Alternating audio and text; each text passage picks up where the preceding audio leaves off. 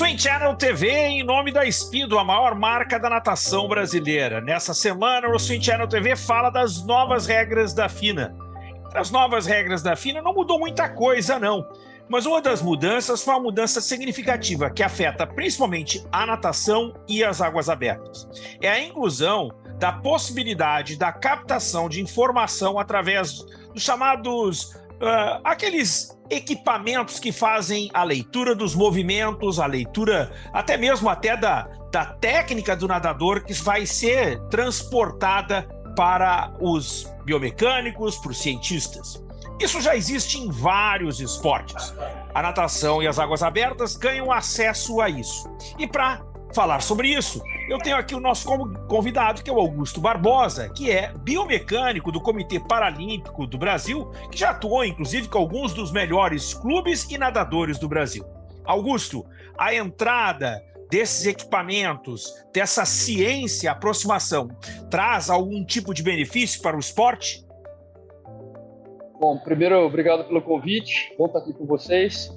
Eu acho que é um grande avanço, sim. A gente tem condições, a partir desses equipamentos chamados wearables, né? Os vestíveis, né? Traduzindo para o português, coletar uma infinidade de informações e numa taxa, uma frequência muito superior ao que hoje a gente consegue com as câmeras e algumas variáveis novas também que com as câmeras a gente não consegue obter. Eu acho que é um passo importante. A gente tem alguns desafios com o uso desses equipamentos, mas sem sombra de dúvidas é um novo passo para a gente compreender melhor o que acontece durante a competição, né, dos nossos atletas. Eu acho que até para as pessoas entenderem, né, para quem não está um pouco tanto acostumado, é um jogo de futebol que você vê o cara marcando o gol quando ele tira a camisa ou ao final da partida, você vê aqueles coletes, né? Aquilo aí são coletes que mostram que tipo de traz aquela informação, por exemplo, num jogador de futebol. Qual seria a informação que poderia...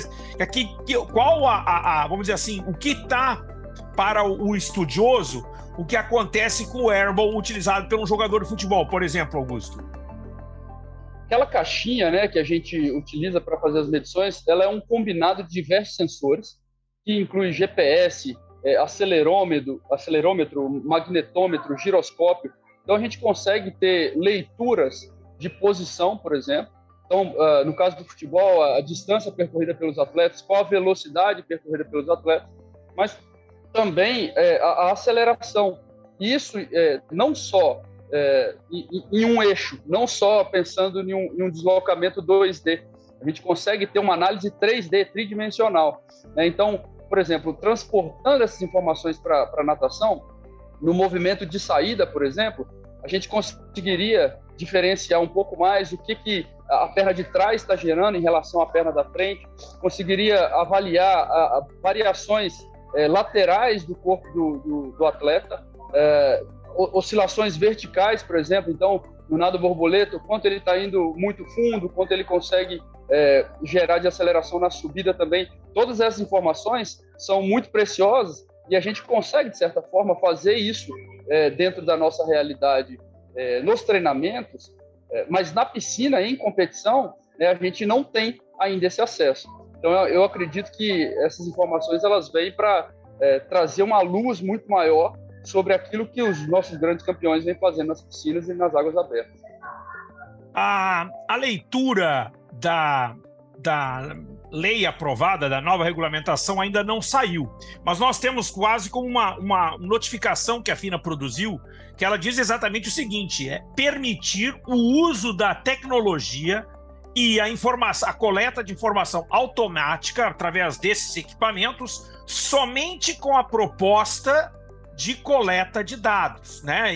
Coletas de dados biomecânicas e de técnica e essas coisas todas. Porém, há um perigo, né? E eu acho que talvez essa nota que sai da FINA, há um risco de que você pudesse ter, talvez, a burlada da regra, como alguém recebendo algum tipo de orientação, seja por som ou seja por toque, de acordo com o ritmo que está sendo aplicado, de acordo com o ritmo que deveria ser feito, se está muito lento, ou coisa parecida, se está muito rápido, ou a frequência está muito alta, né? Então, tipo, há essa notificação, e eu acho que é importante, né, esse aspecto, Augusto.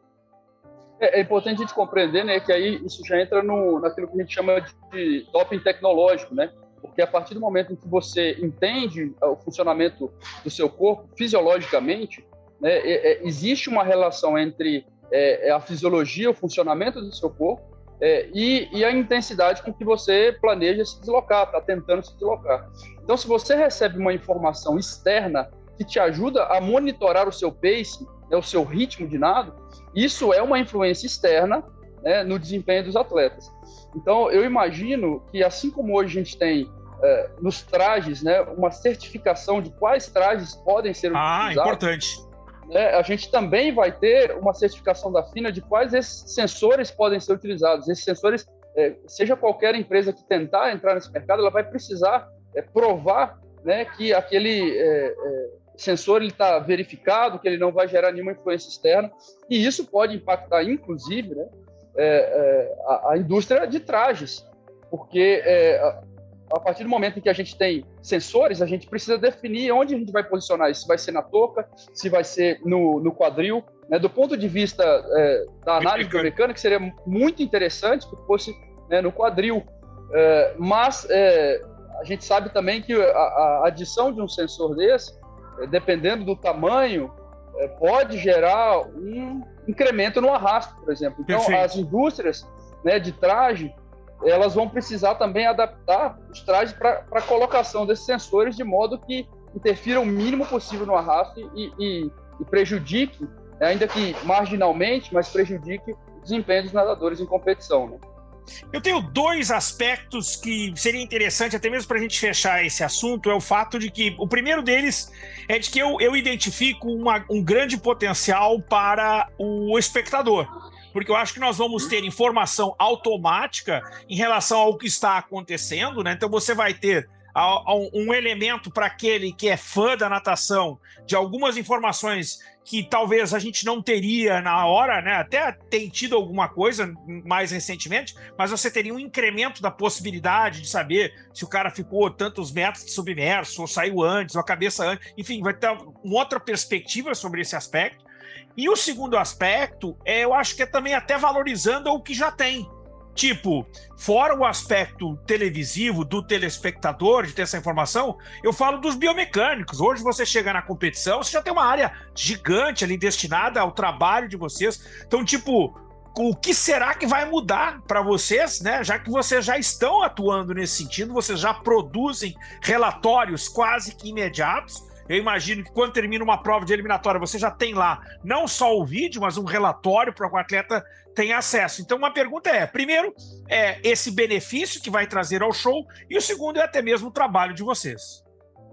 Para o show é inegável, né? Porque hoje a gente já tem o incremento, né, de informações sendo mostradas na televisão, mas hoje eu acho que, especialmente quando a gente for fazer uma comparação entre um atleta e outro, a diferença entre a saída de um atleta e de outro atleta, se foi o nado, todos esses fatores, a gente pode já ter isso de forma imediata para que essa informação chegue muito, muito mais fácil. E até de uma eliminatória para a final, o telespectador ele já pode imaginar, né, o que pode ser melhorado para a prova daquele atleta que ele está torcendo e tal.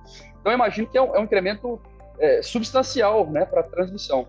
Do ponto de vista da nossa análise, as variáveis que a gente mede, elas são basicamente as mesmas, né? Só que hoje a gente é evidente que algumas diferenças, mas a gente já consegue entregar um relatório bem completo, mas hoje a gente tem um intervalo de medida que vai ser diferente dos sensores. Então, por exemplo, quando a gente analisa a saída hoje, a gente consegue destrinchar isso em fase de impulso, fase de voo, fase de entrada, fase submersa, breakout e início de nado. Isso é medido do 0 até os 15 metros, né? Então, essa velocidade do 0 aos 15 metros, hoje, ela tem esse intervalo que vai ser aí de aproximadamente 5 segundos, né, dependendo do nado. E o sensor vai dar para nós uma informação não de 0 a 15 metros. Ela vai dar uma informação para a gente de 250, 500, 1000 dados por segundo. Né? Então, a gente vai ter uma riqueza de detalhes muito maior, e é claro que com o aumento dessa quantidade de dados, vem também desafios no tratamento dessa informação. Então, a gente vai ter que descobrir, elaborar uma nova rotina para que esse sensor, né, em que momento da competição ele vai ser entregue para o atleta, em que momento isso vai ser devolvido, como que vai ser a transferência de dados, como que a gente vai tratar essas informações, né?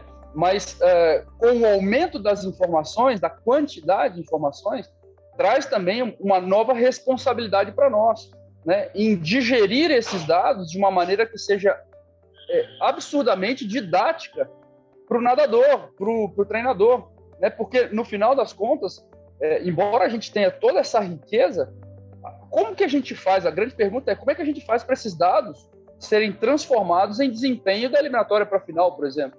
Então, a gente vai ter que transmitir essa informação muito bem digerida, né, para que isso seja muito bem aproveitado. Então, a gente tem alguns desafios aí de rotina e principalmente da parte pedagógica, de como usar esses dados, né, de como transmitir essas informações. Mas eu vejo como um grande passo para nós, e imagino que se hoje a gente já entrega esses relatórios com alguma velocidade, né, e aí no Comitê Paralímpico, Campeonatos Mundiais, eu posso dizer que 10 minutos depois da prova terminar, o atleta ele termina a soltura, quando ele vai conversar com o treinador, ele já tem essas informações em mãos, né? Então o treinador ele já orienta o atleta para ir para o hotel com todas as informações em mãos. Talvez a gente consiga reduzir um pouco mais isso, né, e deixar tudo isso mais automatizado, né? Mas eu vejo como o desafio maior é a gente, de fato, deixar isso tudo palatável, tanto para o treinador como para o atleta. Fazer a leitura. Esse foi Exatamente. Augusto Barbosa, e eu acho uma coisa fantástica. Todo tipo de mudança tecnológica que seja em benefício do esporte, a gente celebra. Este foi o Swim Channel TV, em nome da Speedo, a maior marca da natação brasileira. A gente se vê em breve.